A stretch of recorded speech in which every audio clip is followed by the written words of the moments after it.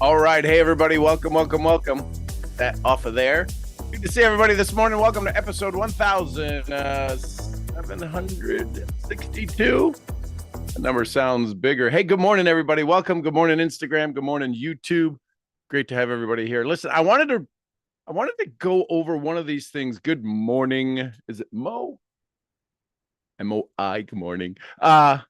I wanted to share with you a little bit about Wallace D. Wattles. If you haven't heard of the book Science of Getting Rich, it was written about the time Napoleon Hill wrote Think and Grow Rich. They came out early 1900s. And there's something that's in the book Science of Getting Rich that is an amazing. Deanne, how are you? Big hugs to James. So there's this conversation that happens inside of the book Science of Getting Rich. By the way, did you know that the largest chapter in the science of getting rich is chapter 14? You may want to check out what the title of that book is. But I wanted to read this to you because this is, if you can grab this, if I can do a good enough job to get you excited enough to make this something you want to dive into more, you'd be amazed. So here it goes. So here it goes. I'm going to read it. I can do a 3-hour training just on this syllabus. So here it is. I'm going to give you some little tidbits and pointers and translations. First thing I want to tell you is that as I read this, one of the things that you're going to hear is that it's very male dominated, right? Him, his, her, all of this. This was written in the 1900s. So please don't take offense to the fact that it strictly says him. Please put in there you, and I may even translate it to you or to us, right? So here we go. There is a thinking stuff from which all things are made, in which its original state, this thinking stuff in its original state, permeates and penetrates and fills the inner spaces of the universe. A thought held in this substance, right? There's this something between you and me right now. There's something that carries the sound from your phone or your audio, your speakers to your ears. There's that stuff. That's part of the thinking stuff. A thought in this substance produces the thing that is imagined by the thought. What you think about and think about, you bring about. Man and woman can form things in your thought. And by impressing this thought upon the formless substance, who does this amazingly well? Children do for Christmas. I want this, I want this, I want this, I want it. By impressing your thoughts upon the formless substance can cause the thing you think about to be formed.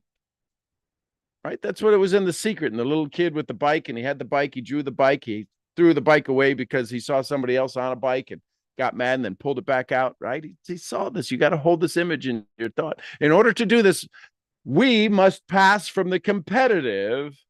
They have more than me. I have more than them. When's it going to be my turn? We must move from the competitive to the creative mind. Otherwise, he cannot be in harmony. We cannot be in harmony with the formless substance, which is always creative and never competitive in spirit. There's an old Indian proverb that says, no two branches are ever foolish enough to fight amongst themselves for the light. The next time you're around a tree and you can see where the leaves are, look at how on the branch one leaf is here and one leaf is here. They alternate. They are never competitive. Man may come into full harmony with the formless substance by entertaining a lively and sincere gratitude for the blessings it bestows upon them. Can you entertain a lively and sincere level of gratitude for the blessings you already have? When's it going to be my turn? Why people left my business? I'm telling you. What does it say? God works in always in your favor, for all things for you. Man must form a clear and gratitude unifies the mind of man with the intelligent substance, so that man's thoughts are received by the formless. Man can remain upon the creative plane only by uniting himself with the formless intelligence through deep and continuous feeling of gratitude. Now, the formless substance, the formless intelligence is God. He's writing this in 1908. faithful things and belief and the ability to believe in a higher power was a little more accepted than today's, where you got to be politically correct. Good morning, Miller. Good morning. Good morning. Gratitude. Love it. Love it. Love it.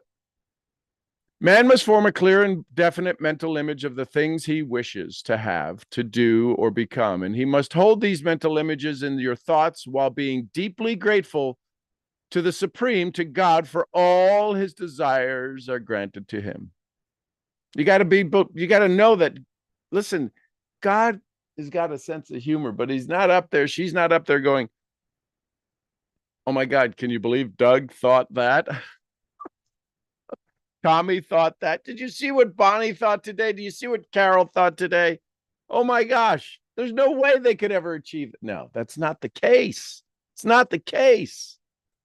It's what you hold in your mind on a continuous basis. It's why I've created this project that I call pseudopsychogenesis. We have to have our thoughts and let the death of the old thoughts give place and space and birth for the new Genesis.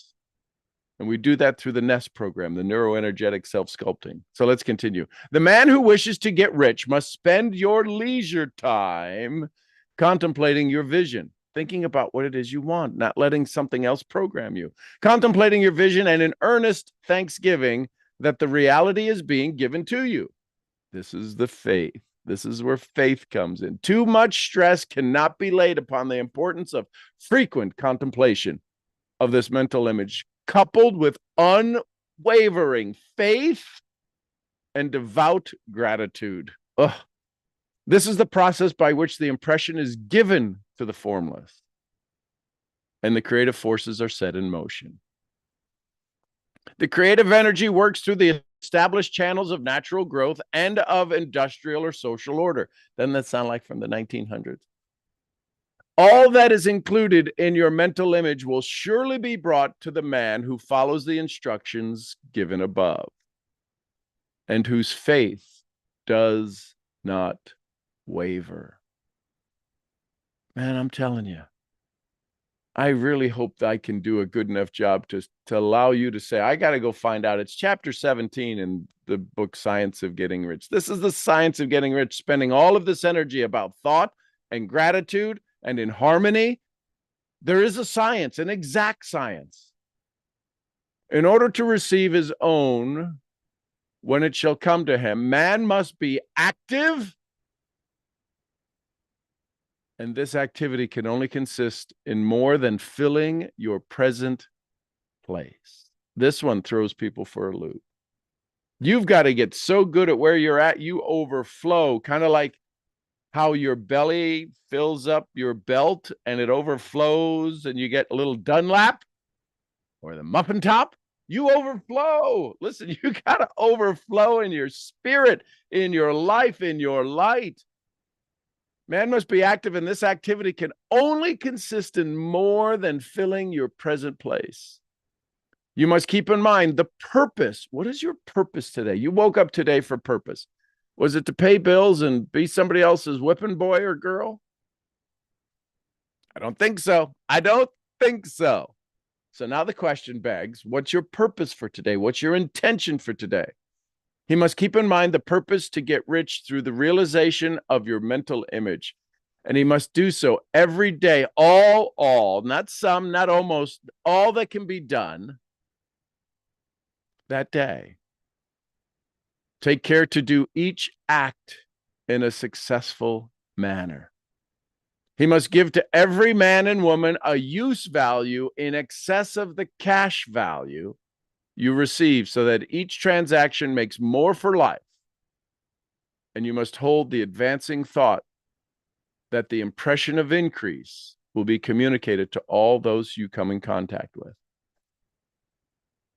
I know in our powerful profession of network marketing, we have the ability to inspire people to take action. Are you asking them to be inspired to take action in your wealth or in their wealth? Wait, what are you saying? Are you asking people to join you in business so they can become wealthy or so you can become wealthy? Ow. I need 20 more people for my next rank. The universe goes, that's not a creative mind. That is a competitive mind. It always works. It always works this way. All right, we'll finish up and then I'll let you go for the morning. Men and women who practice the foregoing instructions, if you practice the foregoing instructions, you will certainly get rich, and the riches they receive will be an exact proportion. Listen carefully, exact proportion to the definiteness of their vision. If I could say it right, it's a big polysyllabic word. It will be an exact proportion to the definiteness of your vision, the fixity of your purpose. Fixity means how, like when your child is watching TV and you're talking to them and you're calling them and they're just so fixated. How fixed can you become on your purpose of leaving a legacy? Yesterday, is that the legacy you want left for the next 100 years? Is that how you want to be remembered, what you did yesterday? Or can you invoke a new message and mission today, that today I would be happy if what I did today would live for the next 100 years or 500 years? The men and women who practice the foregoing instructions will certainly get rich, and the riches they receive will be in exact proportion to the definiteness of their vision, the fixity of their purpose, and the steadiness of their faith, and the depth of their gratitude. That's all I got for you today. I don't know what else I could give to you today. That's pretty much it. Now, if you want to learn how to do that more, reach out to me. I have a 17-hour training on the science of getting rich. It's an audio series. It's a training I did. I took each chapter and spent an hour on it. And the thing that I did is that I went through this 20 years ago with Bob Proctor. Bob Proctor was my instructor, and Bob Proctor was Michelle's and my personal mentor for a while. And there's questions that go along with the science of getting rich training. And these questions expand your capacity and your vision. It's a $1,000 program. What if you spent $1,000 to understand the true science of getting rich? If you're watching this video, just reach out to me and we'll figure out a way for you to get it, because I don't even have a coupon code for this, but it would be $150. You have to put some money in. You got to put some skin in the game. So if you would like a 17-hour with 50 questions that you've never heard associated with the science of getting rich, because this was 20 years ago, it was a $500 training, and you got this 70-page book. I've created the 70-page book to go along with it. So it's $149. Reach out to me. I love you tons. I appreciate you. I hope you have an amazing science of getting rich kind of day. I'm your head brain training, brain scrambling misfit. I'll see you all where?